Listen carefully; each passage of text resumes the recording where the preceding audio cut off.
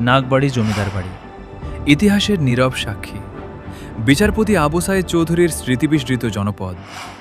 সময়ের স্রোত থেমে থাকে না, মানুষ চলে যায়, রাজত্ব বদলে যায়, কিন্তু কিছু স্থাপনা শত বছর পরও ইতিহাসের নীরব সাক্ষী হয়ে দাঁড়িয়ে থাকে। টাঙ্গাইলের কালিহাতী উপজেলার নাগবাড়ি ঠিক তেমনই এক জনপদ, যেখানে প্রতিটি পুরনো দেয়াল, প্রতিটি বৃক্ষ আর প্রতিটি ইট যেন অতীতের গল্প শোনায়। স্বাগতম ইতিহাস, ঐতিহ্য আর স্মৃতির এক অনন্য ভ্রমণে। আজ আমরা ঘুরে দেখব নাগবাড়ি জমিদার বাড়ি এবং জানব এই জনপদের গর্ব, বিচারপতি ও বাংলাদেশের সাবেক রাষ্ট্রপতি আবু সাইদ চৌধুরীর জীবন ও অবদান সম্পর্কে। নাগবাড়ি শুধু একটি গ্রামের নাম নয়, এটি বাংলার জমিদারি ঐতিহ্যের এক গুরুত্বপূর্ণ অধ্যায়। ব্রিটিশ আমলে এখানকার চৌধুরী পরিবার ছিল অঞ্চলের অন্যতম প্রভাবশালী জমিদার পরিবার। সেই সময় জমিদাররা সরকারের পক্ষে রাজস্ব আদায় করতেন এবং একই সঙ্গে অনেক এলাকায় শিক্ষা, ধর্মীয় প্রতিষ্ঠান, সড়ক ও জনকল্যাণমূলক কাজেও সহায়তা করতেন। তবে জমিদারি ব্যবস্থার সঙ্গে কৃষকদের ওপর খাজনার চাপ ও সামাজিক বৈষম্যের ইতিহাসও জড়িয়েছিল। ইতিহাসের এই দুই দিকই আমাদের মনে রাখা জরুরি। এই বিশাল ভবন, খোলা প্রাঙ্গণ আর পুরনো স্থাপত্যত্ব আজও জানান দেয় এক সময়ের ঐশ্বর্যের কথা। সময় অনেক কিছু বদলে দিয়েছে, কিন্তু ইতিহাসের ছাপ এখনো মুছে যায়নি। এই ঐতিহাসিক জনপদেই 1921 সালের 31 জানুয়ারি জন্মগ্রহণ করেন বিচারপতি আবু সাইদ চৌধুরী।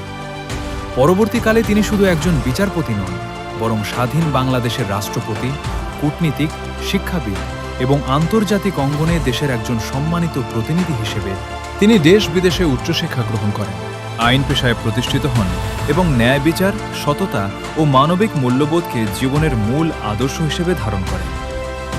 1971 সালের মহান মুক্তিযুদ্ধের সময় যখন বাংলাদেশ স্বাধীনতার জন্য সংগ্রাম করছে, তখন আবু সাইদ চৌধুরী আন্তর্জাতিক অঙ্গনে বাংলাদেশের পক্ষে সমর্থন আদায়ে গুরুত্বপূর্ণ ভূমিকা পালন করেন।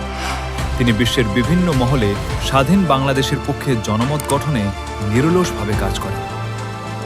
স্বাধীনতার পর তিনি বাংলাদেশের রাষ্ট্রপতির দায়িত্ব পালন করেন।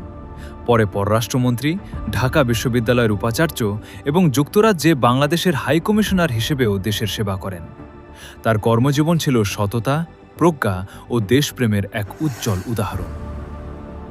আজ জমিদারি নেই সেই রাজকীয় জীবন, কিন্তু নাগবাড়ি আজও বেঁচে আছে তার ইতিহাস, স্থাপত্য এবং স্মৃতির মধ্য দিয়ে। দূর দূরান্ত থেকে মানুষ আসে এই স্থান দেখতে, অতীতকে অনুভব করতে আর জানতে কিভাবে একটি ছোট্ট জনপদ বাংলাদেশের ইতিহাসে এত বড় অবদান রেখেছে। এই ঐতিহ্য শুধু নাগবাড়ির নয়, এটি পুরো বাংলাদেশের সম্পদ। তাই আমাদের দায়িত্ব এই ইতিহাসকে সংরক্ষণ করা, ভবিষ্যৎ প্রজন্মের কাছে পৌঁছে দেওয়া এবং সত্যনিষ্ঠভাবে তুলে ধরা। সময় বদলায়, মানুষ বদলায়, কিন্তু ইতিহাস কখনো হারিয়ে যায় না। নাগবাড়ির এই প্রাচীন দেয়াল আজও সাক্ষ্য দেয় একটি যুগের, একটি পরিবারের এবং একজন মহান মানুষের, বিচারপতি আবু সাইদ চৌধুরীর। আপনি যদি ইতিহাস, ঐতিহ্য এবং বাংলাদেশের অজানা গল্প জানতে ভালোবাসেন, তাহলে এই যাত্রায় আমাদের সঙ্গে থাকুন।